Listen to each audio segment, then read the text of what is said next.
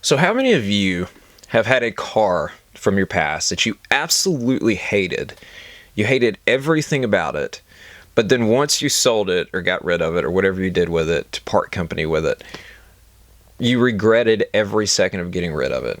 And you wish you could go back in time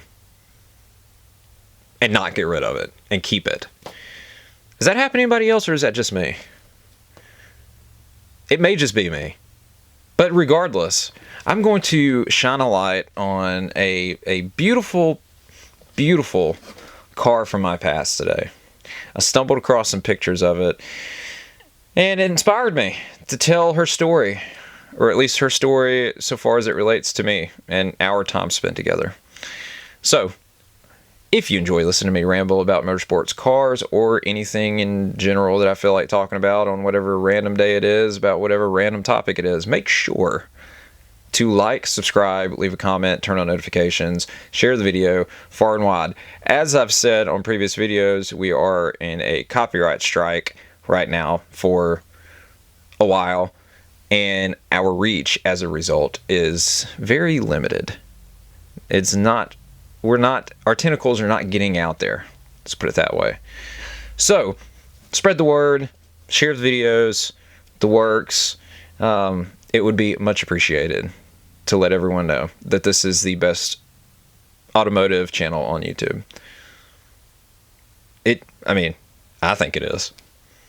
Also, check out our eBay if you're interested in auto parts, die-cast cars, t-shirts, hats, anything like that. The link is in the description. We have a sale going on right now site-wide. And we also do, I haven't mentioned this before, we do domestic in the U.S. because we're in the U.S., but we also do international shipping as well. Basically, it's every corner of the planet. So if you're in Japan, if you're in, I don't know, the UK, if you're in Brazil, anywhere like that, we will ship to you as well. So check it out. Without further ado, let's get into it.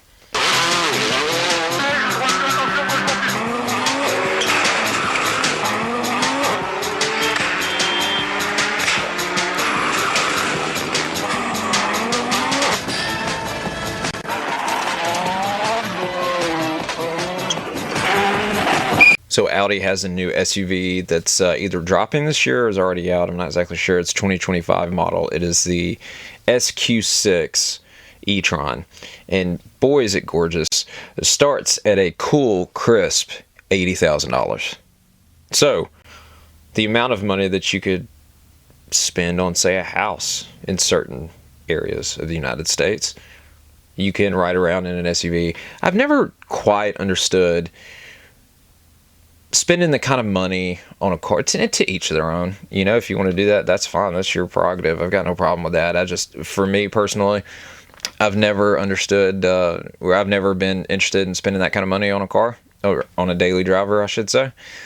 But my thing too has always been, as far as brand new cars go, I worked for a couple of dealerships for a while, several years ago, and I drove brand new cars, and I kind of got over that real quick. You know, they're expensive, they depreciate exponentially as soon as you drive them. And, I've always also just been interested in taking old turds that have kind of been cast to the side, ready for the scrap heap, and bringing them back from the dead.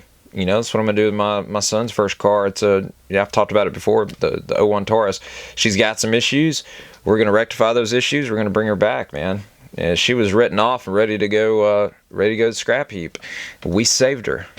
And I've got a 93 S10 right now that's currently in the shop having work done to it because I want to drive it. I want it to be my everyday driver. So, which, speaking of that, by the way, it's having some kind of carburetor issue, and I tinkered with it and I couldn't figure it out. So I took it to the shop, which is about a mile down the road. Not even a mile, quarter mile down the road maybe. If I walk to the edge of my driveway and I turn to the right, you can see the entrance to the shop. And so she wouldn't run. She won't run for more than 60 seconds. I talked about this on a video the other day, but she won't run for more than like 60 seconds before it starts running like crap. But the other day, I sprayed some carb cleaner down its throat, and it ran and it idled and it sat there, and it ran for like 3 minutes before it started having issues. So I thought to myself, maybe if I spray some carb cleaner down its gut or down its throat again, maybe I could make it to the shop. You know, maybe it'll run good enough to make it there. Now, this is a manual transmission truck, and so I kicked it into gear. Once it started running, we went down the hill, down the driveway, to the road. Everything's good. The emergency brake does not work, so our driveway is kind of like at an incline once it meets the road. And so I was having a 3-foot with 2 feet to keep the thing running and keep it stopped. And traffic finally cleared up so I could get going. I got going, and it fell flat on its face as soon as I put the throttle down. Went and run. I had to pull off in the yard. Finally got it going again. And it's bucking like this the entire time because I'm trying to drive the thing and keep it running, you know, trying to play with the throttle, play with the clutch, you know, make sure the brakes work because I don't know anything about this truck. I've never driven it before. And so that was entertaining. But that brings me to my other point, what I was talking about in the opening. So when I was 16, we're talking 2005, my dad bought me a 1987 Toyota Corolla. And this is not the hatch version, this was the coupe version. And it was red with, I think, dark gray interior. But it had, you know, the flip-up headlights on the front. It had the digital dash. And I loved that stupid car. We bought it from a friend of ours. His dad bought it for him for like $1,000, and he just wanted his money back, so that's what we gave for it, $1,000. And I drove it for a couple months, and then the head gasket blew, the head cracked, so we ended up selling it. My dad had a 1990 Camaro, and it was black. It had like tan coffee interior. I don't remember. I think it was just an RS. I thought it was an IROC, but I got thinking more about it the other day. It wasn't because it was a V6, but it was a pretty car. It had sunroof in it. It had all the bells and whistles. But, yeah, Dad told me, he's like, you know, you can drive it, but, you know, you're going to have to pay for it. I'm not just going to give it to you after we bought the other car. I'm like, okay, that's fine, whatever. I was working. And me being a stupid teenager, I got ran into one day at a stoplight. A lady slid in the rain and hit the back of the car. I didn't tear it up, but I don't know. It kind of jolted me physically and metaphorically, and I didn't want the car after that. It was a stupid decision. I gave it back to Dad. Never should have done that. Should have kept it, because we ended up selling it to a guy who sold it to another guy who drove it through a guardrail and ripped the entire right side off the car. I mean, from the fender, from the fascia, all the way back to the quarter, ripped all of it off. Suspension, everything. It's a miracle the guy didn't get killed. And so, but that car was a write-off. And I drove my mom's old minivan for like, I don't know, a good little bit. I don't remember. It was like a couple months. And I got tired of doing that because it was a minivan. Obviously, and I was a teenager. I didn't want to be seen driving around in a minivan. You know, whereas today I wouldn't care, but, you know, as a teenager I was too cool for school, so I couldn't have that. So my dad had bought Mom a Mitsubishi Mirage, and it was a 1999. And he bought her this because, you know, we were all getting grown and we were all driving our own cars and all that kind of stuff. And I know it sounds like I say we had a bunch of cars sitting around. We did. Like, my dad was a body man. He was into cars and stuff. So we had a yard full of cars, it seemed like. But the Mirage was just sitting there and no one was driving it because Mom didn't like it. And so they bought her something else. I don't remember. So anyways, I switched from the van to the Mirage. And this car, let me tell you right now, it was white. Dad had started to do some body work on the front of it, but hadn't finished yet. It had Bondo across the hood. It didn't have a grill, but it had a front bumper. Okay, the whole front end was in place except for the grill was missing. It didn't have one because the car had been wrecked. And Dad was rebuilding it, putting it back together. And so I just started driving that car. And I came up with this wild idea. Now you got to keep in mind that I'm a teenager at this point. And this is in the 2000s. Not that makes much of a difference, but nevertheless, I decided to paint the car one day. It was white. I wanted to make it black. But I didn't have the time in my head to sand it down or anything like that and paint it the proper way. No, sir. Nope. Couldn't be bothered with shenanigans like that. So I just went and bought a bunch of spray paint and painted the car. Didn't tape off the windows, so there was overspray on the windows. It was, oh my God, it was terrible. And so I'd have to touch it up like every couple of days, because when you drove it, you'd get out of it and there'd be little white chips all over it from where the paint's, like the black paint's flaked off. But I would get stopped in Gardendale every single time I left the house in that car. We lived in a little town called Mount Olive.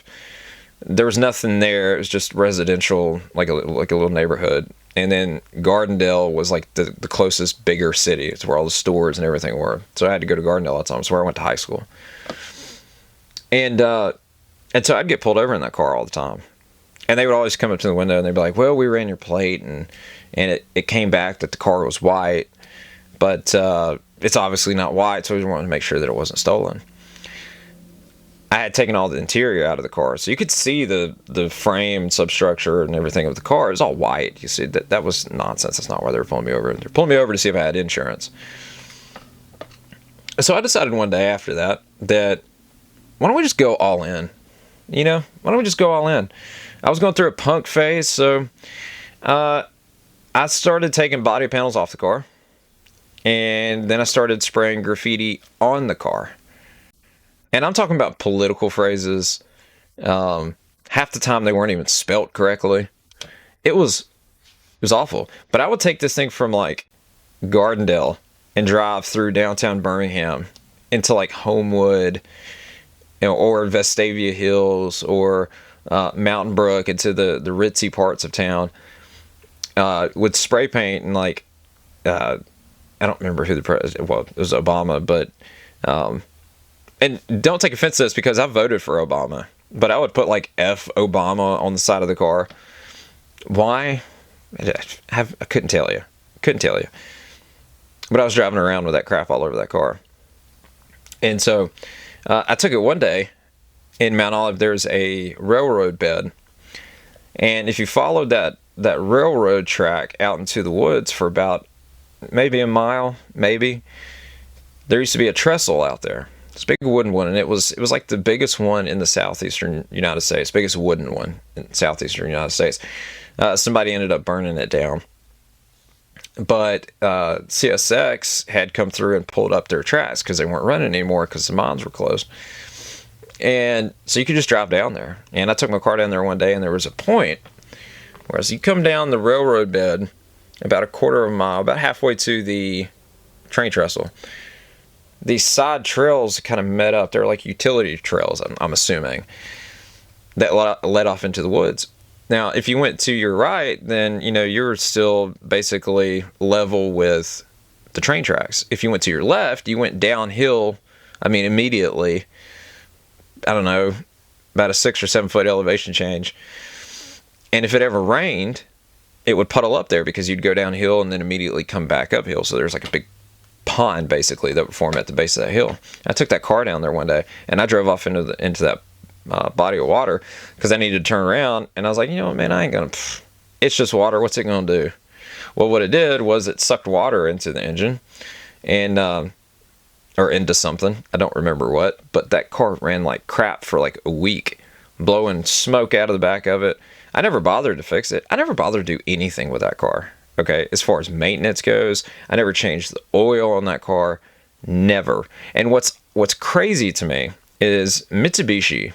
I don't know who owns it now, but I know back then that Mitsubishi and Chrysler were in bed with one another. So you pop the hood on that Mirage, you saw Chrysler logos everywhere. And from my experience and from people that I know who have had Dodges and Chryslers and stuff like that, they never were really known for reliability or craftsmanship, things being solid. And it was never a deal too. Jeremy Clarkson said on Top Gear one time about Alfa Romeo that they built Alfas to be the best that a car could possibly be, but briefly. I don't think that was ever the same thing with Chrysler. I don't think they ever, at least in that era, like they're really old stuff, yes, but In the 90s, no, they did not build stuff to last or to be great at any point in time during its lifespan. And so for that car to run like it did, it looked awful. But I was trying to make it look like a Mad Max car. That was what I had in my mind. And I'm going to drive this thing around on a daily basis. It had no air conditioning. That went out and I never bothered fixing it. And so it was awful. It was awful. So I ended up getting rid of it. I sold it for $1 to the girl I was dating at the time. Her daddy, he wanted something to go fishing in. So mom had bought a new car. She had a Cobalt, an SS Cobalt. I bought it from her after she bought a new car, and I sold the Mirage to him for $1 and haven't seen it since. I don't know what happened. I don't know if the thing was scrapped or what. I haven't seen it since. Who knows? I would imagine, though, if it is still out there and it hasn't been crushed, that it probably is still running. It probably is still running to this day, if I had to guess. But like I said, it's probably dead. It's probably been squashed, taken to the scrapyard and killed. But no, that car, I was known for that stupid car for a long time in and around town. And when I finally got the Cobalt, I told myself I'm never going back to driving crap like that ever again. And I haven't. I have never driven anything that looked bad since. All my cars have always looked clean. I'm not saying that I've had like really nice cars. I'm just saying that they are always clean and respectable looking cars. No graffiti, none of that kind of crap. So anyways, if you come across a 99 Mirage, I highly recommend just closing your eyes and buying it. Ignore the fact that they are absolutely ugly and hideous. The 99. Now, the mid-90s Mirages were fantastic. Fantastic. But the late 90s, not so much, in my opinion. But I do love the fact that Mitsubishi's a Japanese company, and that technically they're Japanese cars, even though they were built by Chrysler. Still pretty cool. But they have since brought the Mirage back. They have new versions of it, and it's, I don't have a problem with the new ones. I think they're pretty cool. I mean, certain trim levels look really good. I think they have a sedan version and a hatch version, and I see them all the time around here. I mean, they're not expensive cars. They're kind of cheap entry-level cars, and they're pretty cool. It'd be really, really cool to see someone trick one out and make a race car or something out of it, but who knows. But anyways, if you enjoyed my story and listen to me ramble, again, make sure to like, subscribe, turn on notifications, leave a comment, share this video, the works. Check out our eBay if you're interested in die-cast cars, t-shirts, hats, auto parts, anything else, home decor, women's clothing, anything like that. We literally have everything, so make sure to check it out. Link is in the description. As always, you guys are awesome. Thank you so much for watching. I appreciate it. Until next time. Peace. És 100 fölfele. 100 fölfele, jobb 2 tempó, 20-ra bal 2 tempó, 25-ra bal 2 tempó, 25-re bal 2 szűk, bal 2 szűk, és bal 2, és bal 2, majd 50-re jobb 2, mint a bal 2, és 50-re jobb 2, a jobb 2, majd szűk 50-re jobb 3 az aszfaltra. Szűk 50-re jobb 3 az aszfaltra.